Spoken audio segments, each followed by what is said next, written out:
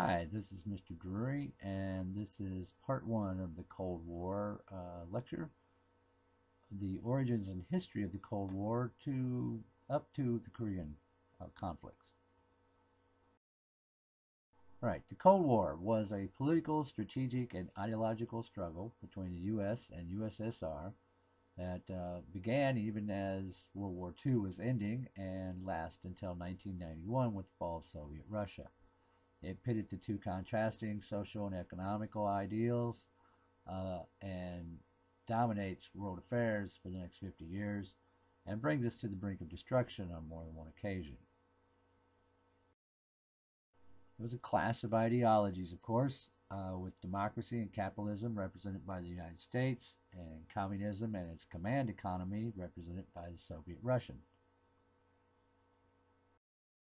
Now, there is never any direct armed combat between the two major powers during this, at least not officially. And the Cold War is instead it's waged with propaganda, espionage, foreign aid, surrogates, and most of all the threat of mutually assured mass destruction from atomic weapons. To really understand the Cold War, you need to have some understanding of Russian and European history. The origins of this, like World War II, can be traced back to World War I and the terrible years which followed that. But even before that, it is worth also considering that for several centuries, Russia was ruled by a czar, and all of the land was owned by nobles, wealthy elites. However, most of the population were peasant farmers, or serfs, and they were bound to the land and to the landowner where they were born for life, just like slaves in America. This goes on until 1861. And from this, we can tell the population is not completely unfamiliar with totalitarian style of rule.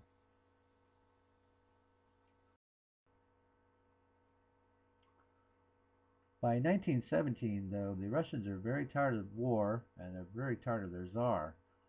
A protest for higher bread rations turned into a popular revolution in February that forced the czar to abdicate power. A popular coalition government comes in bent on having free elections, democratic reform.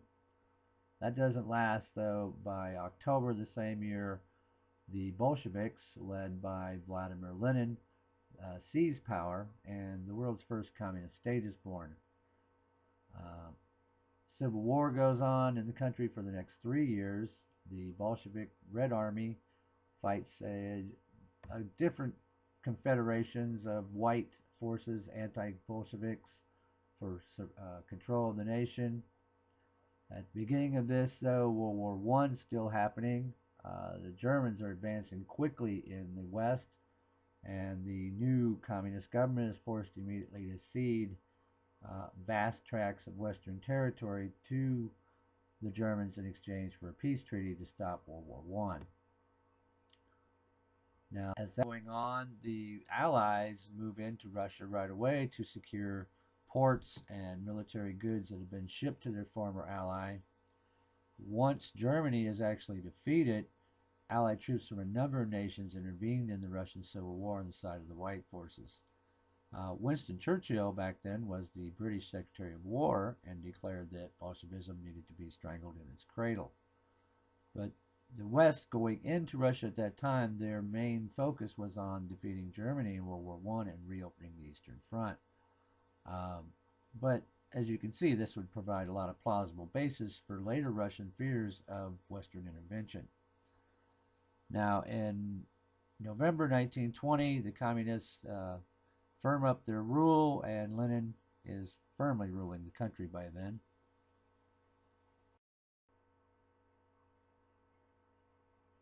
The success of the communists and the Bolshevik Revolution in Russia brings about the first Red Scare in America. In May 1918, Congress passes the Sedition Act, which basically makes it against the law to complain about the government. And during this time, there's a lot of labor unrest and strikes going on as our economy converts to a peacetime economy. There's also considerable protests from, especially from Eastern European immigrants, about U.S. involvement in the Russian Civil War. Um, in June 1919, the Attorney General of the United States, Mr. Palmer, his home in Washington, D.C. is actually bombed, and it turns out that this was part of a series of coordinated attacks, according to the FBI, that occurred nationwide in 8 different cities. The following January, Attorney General Palmer, leading the Justice Department in league with J. Edgar Hoover and the FBI, carry out what become known as the Palmer raids. These are designed to haul in leftists, radicals, and either deport them or prosecute them if possible for some kind of crime. This is plagued by bad planning, bad intelligence. Civil rights are tossed out the window. Constitution, what's that? Anyway, very bad day for freedom in America at that time. Okay, at the same time, in Russia in the 1920s and 30s, as I mentioned previously, in November 1920, the communists consolidate power under Lenin. Within a couple of years, Joseph Stalin, through being political commissar of the Red Army and editor of Pravda, which was the state news agency, he becomes General Secretary of the Communist Party, a very powerful position. 2 years later, when Lenin dies of stroke, Stalin consolidates and assumes really total authority in the state. And for the next 15 years, a lot of people die of starvation, millions in fact. Uh, he instituted 3 5-year plans to bring about collectivization of agriculture and industrialization of the country. The agriculture programs do not go very well. I could talk about that for quite a little while, and that's for another time. But anyway, because of this, a lot of people do die. The other thing is, Stalin's a very nervous sort, and he sees plots and conspiracies everywhere. And quite often he carries out purges of high-ranking officials, sometimes not so high-ranking, sometimes very high-ranking officials and army officers, including one that occurs not too long before the invasion of the Germans in June 41, that wiped out a large percentage of the upper echelon commanders of the Red Army. Now, despite all of this, the plight of many Russians does improve. Party officials, Communist Party officials, factory workers, and also artisans and also craftsmen. Their life gets better. The common peasants, though, not so much.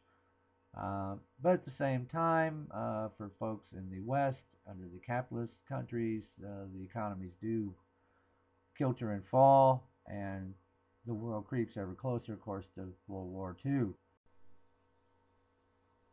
Now, as the world is drifting closer to war in the 30s, Stalin, like the rest of the world, sees Hitler as a crazy man who's bent on domination of the world. He reaches out to the West to try to form an alliance against Germany's aggression. There's too much mistrust, though, and the talks just stall, never go anywhere. At the same time, he was also talking secretly, though, to Hitler, and in 1939, the two of them signed a non-aggression pact. For the next couple of years, they just carved up Eastern Europe between the two of them. Germany and Russia did. And by 1941, though, of course, Hitler double crosses and turns and attacks Russia. And there's a good deal of evidence. In fact, we know that Hitler had been planning this as early as the summer of 1940. And if you know anything about his book Mein Kampf, Hitler spells out that that is the means for Germany to expand and become a great nation, was it needed the means to feed itself, and the Ukraine was where he saw that at.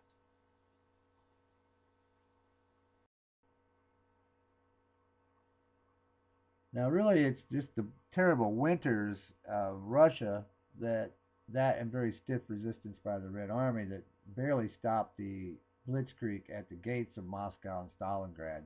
And things looked very bad early on in the war for Russia. Uh, Stalin, during this period, employed a scorched earth in policy to try to slow down the German advance. Uh, Crops were torched, whole villages were burned, created a lot of refugees, but he left nothing for the Germans to live off of. Over the next years of the war, millions of tons of supplies, mostly from the U.S., helped turn the tide in the east for the Russians, along with their 500 division strong army. They fight their way into Berlin by May of 1945. Now, Stalin got a lot of equipment from the U.S. and the West all through the war, starting in 1942. What he wanted most throughout the war, though, were troops. He wanted Western troops, American, British, whoever.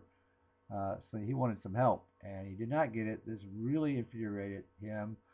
Uh, Very much he felt, to a certain extent, that the West allowed this to happen, to allow the fascists and the communists to kill each other. Whether that's true or not, something to think about. Now, Russia is decimated during the war. Uh, Somewhere between 25 and 40 million people are killed in Russia, and that's just Russians. Uh, there are rampant atrocities committed on both sides. Both sides did horrible things to both civilians and POWs and troops that are trying to surrender. Troops on the battlefield, you name it. It was a very bad place to be.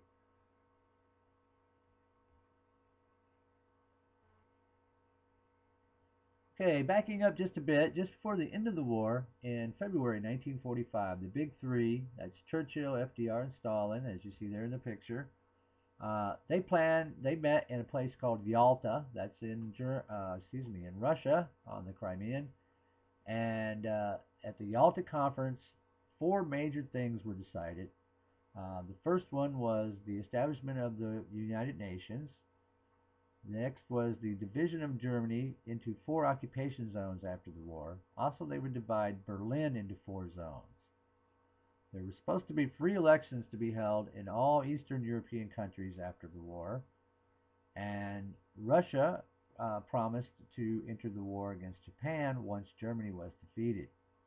Now, the one thing they were unable to reach an agreement on, though, is Poland, which the Russians saw as an absolute key to their defense, as twice they had been attacked by Germany through Poland in the last generation. On the other side of the coin, the West saw Poland as a free country and should have the right of self-determination. Now, a few months later at Potsdam, which is in Germany, it's a very different conference that's held between the big three. For one thing, of course, FDR has died, and Truman now represents the United States as president. In the middle of that conference, there's an election in Great Britain, and Churchill is actually replaced by Clement Attlee. However, Churchill does stay in Parliament as a member of Parliament. Now, Truman arrived there determined not to repeat the mistakes that he saw, and Churchill agreed, the mistakes of Versailles, particularly in regards to war reparations, which was going to be a major sticking point because Stalin and the Russians wanted huge reparations from Germany for the war. Truman, for his part, in his diary wrote that he saw Stalin basically as a thug and called him and the leaders of the country a bunch of criminals, really, and decided right off that they would probably not honor their agreements. Stalin, on the other hand, saw the West and the United States as an imminent threat to the existence of communist Russia, and he's looking for a buffer zone between Eastern Europe and future attacks. And also, as I mentioned, the war reparations. They were basically looking to disassemble German industry and move it to Russia.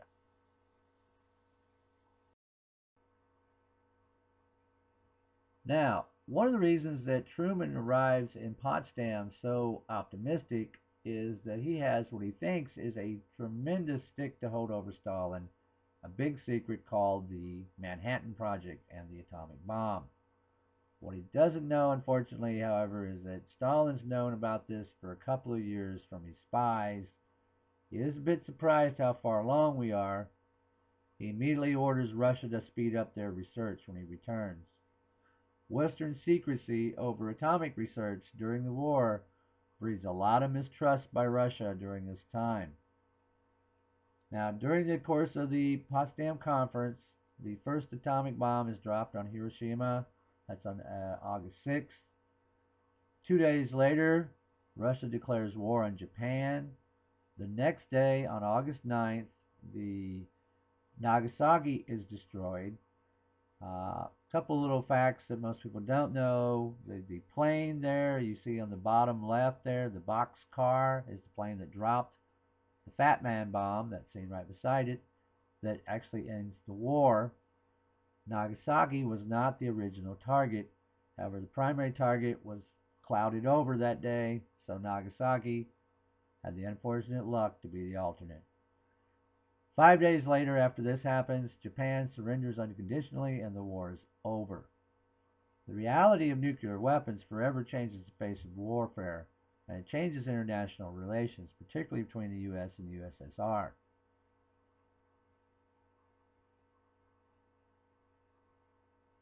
Now, Truman's decision to use atomic weapons in World War II has really been very hotly debated throughout history ever since it happened.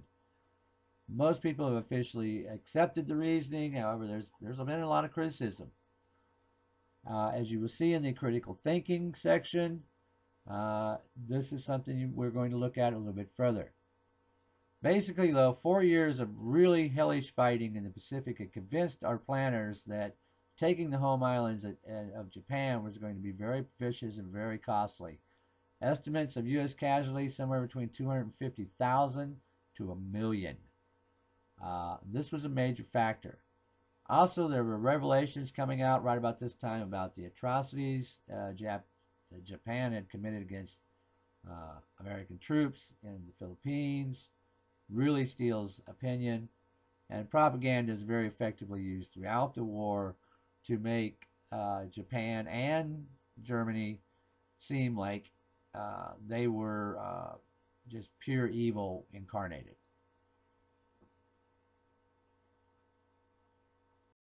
Now, as soon as the war ends, the alliance between the big three starts to fall apart.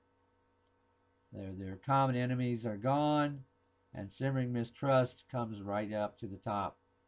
Stalin starts out right away. He reneges on a promise to pull out of Eastern Europe and out of Iran.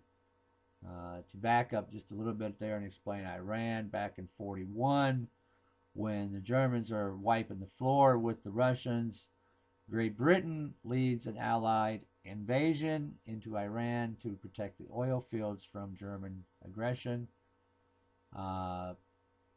As well, along with the British, 40,000 Russian troops move into northern Iran to block Germany's way in. And this is their toehold in there that they are unwilling to give up once the war is over. The British had pulled out 6 months in January, or actually said they would pull out by March of 1946. The Russians aren't going to, not only do they not pull out, they begin encouraging separatist movements in that area and actually set up a puppet state. Also, in February 1946, Stalin gives a speech in Moscow where he says that capitalism inevitably leads to wars, and that it is completely incompatible with communism. Truman and the West start to see Russia as very much an evil aggressor, very much like they did with Hitler. They equate the two of them, Stalin to Hitler and communists to Nazis. During this time, the Western powers work towards reunification of Germany, and they combine their three sectors into a single province that will become Western Germany. And of course, back home, they continue staging very publicized atomic testing. At the same time, Russia sets up communist republics, puppet states in the eastern part of the continent, in Poland, Romania, Bulgaria, Hungary, and eventually in 1948, Czechoslovakia.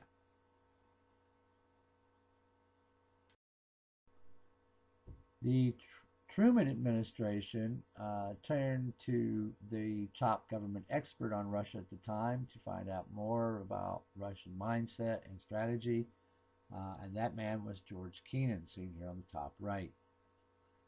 Kennan writes what is known as the long telegram. It's an 8,000 word long message. It has to be sent in 5 parts from Moscow to Washington, D.C. by telegram wire back then. And in it, Kennan talks about Stalin's foreign policy, which he says is very aggressive in nature and will continue to be.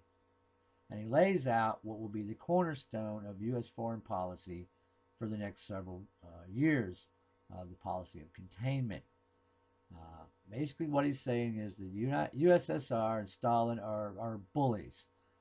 And the president very much agrees with this, as we had heard in earlier slides there, and privately in his thinkings in meeting Stalin. Anyway, so the thought was that if Russian aggression is met with a show of strong military and economic might, they would back down, and if contained within their own boundaries for a fairly short period of time, communism would dry up and blow away. That was Mr. Kennan's belief. Kennan writes about this anonymously as Mr. X, and it's published in the prestigious journal Foreign Affairs in 1947. And the containment policy, the Cold War, all of this becomes very hotly debated throughout the country. In the extra credit assignment, you will find information which will give you more insight into this, and that is what the extra credit assignment is about.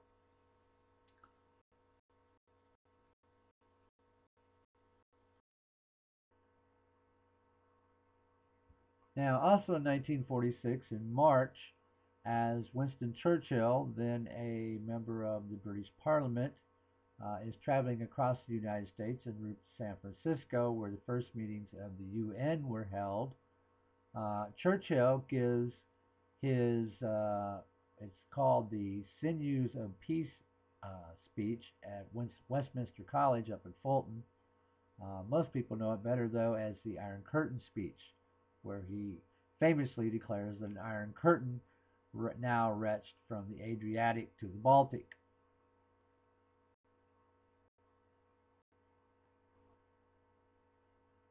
Now, in 1947, as that rolls around, the Russians are creating problems in the Middle East, as I mentioned, Iran for one.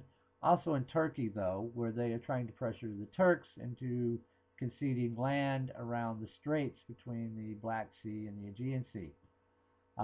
In Greece, at the same time, insurgents are threatening the democratic elected government there. Actually, those are being backed by the Yugoslavs and Tito rather than the Russians, though. The Truman administration and most of the West starts looking at the USSR and communism as another Hitler and the Nazis bent on world domination. Great Britain, at the same time, is pretty drained by the war, and their empire is crumbling as states begin to gain independence.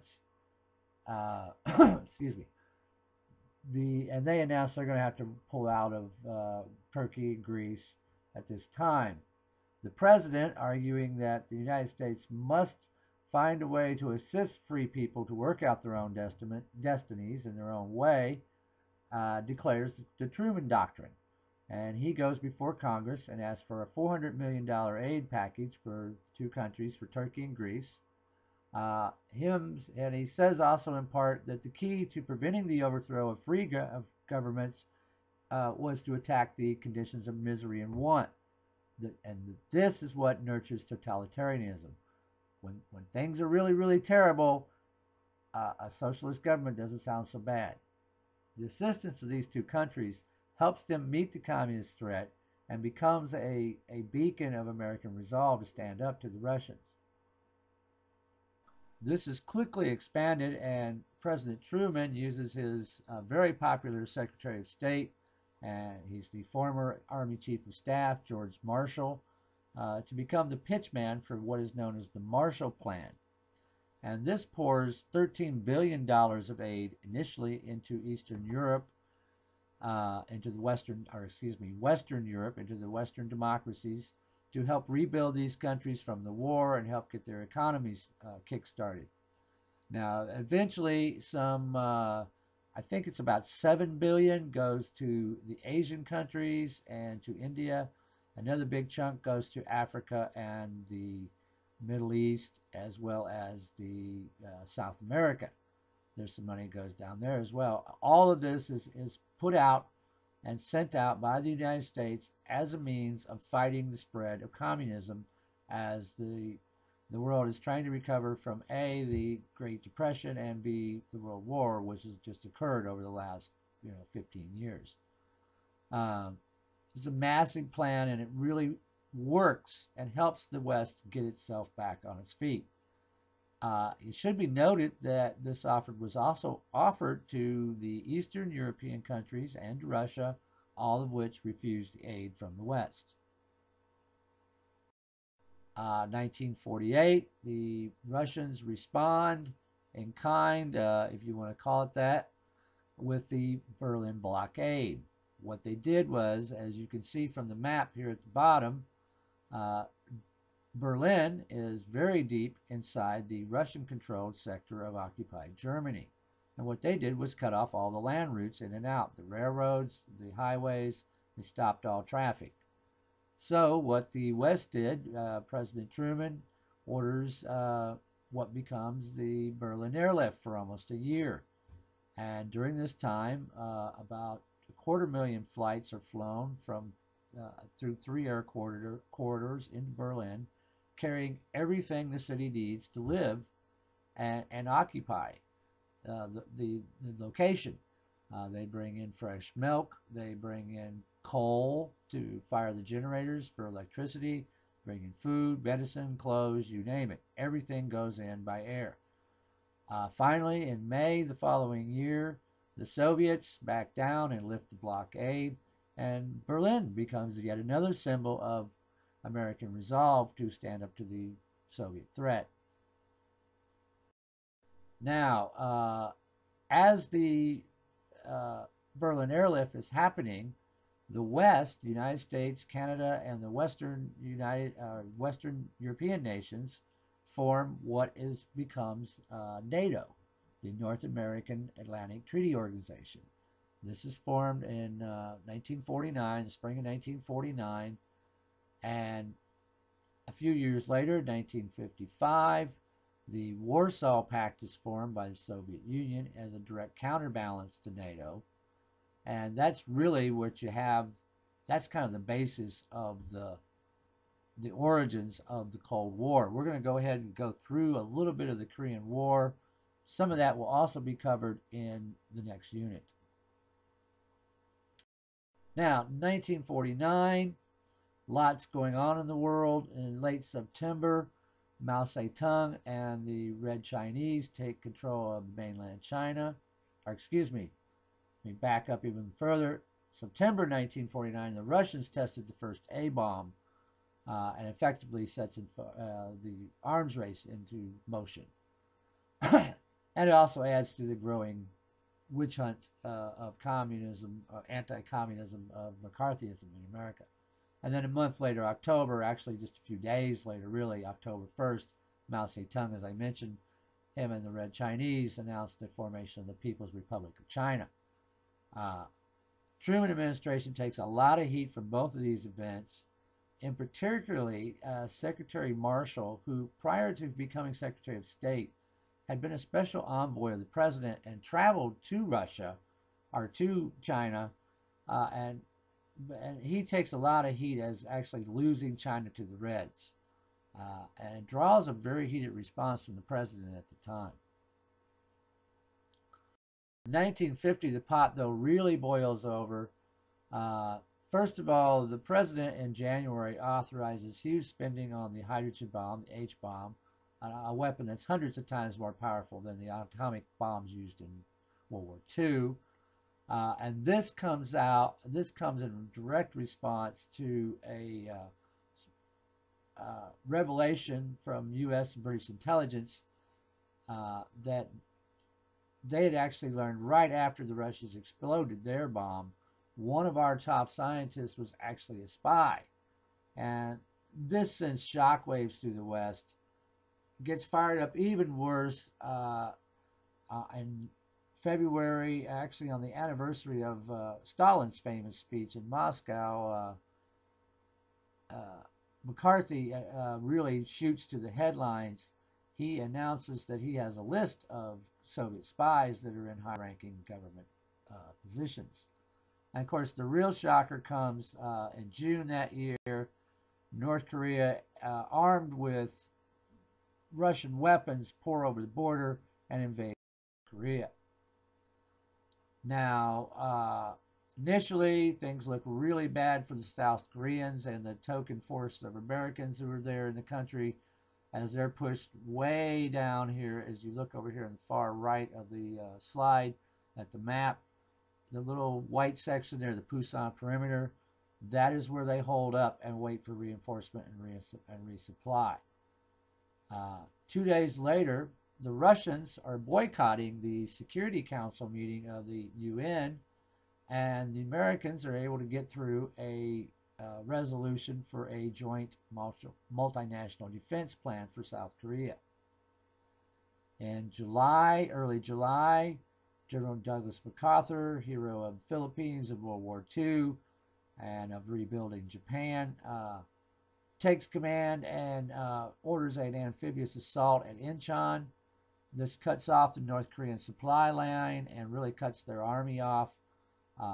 And very quickly, they're routed and in full retreat. The UN forces, MacArthur's in charge of everything. They push out of the Pusan perimeter, and the two forces link up. They push over the 38th parallel through late summer on up into North Korea. Towards fall, they're pushing really close. The Chinese take it as a sign of aggression and come over the border in waves, something like 300,000 cross the border. They surprise the UN forces and drive us back. After intense fighting, really though, by the spring of 51, things have settled back into a stalemate where they began, where they still are 60, almost 70 years later. Early in 51, there's a big falling out between General MacArthur and President Truman, and they verbally spar over how the war should proceed. Truman and his administration and most of the sane people in the world want to contain this to the immediate theater of Korea.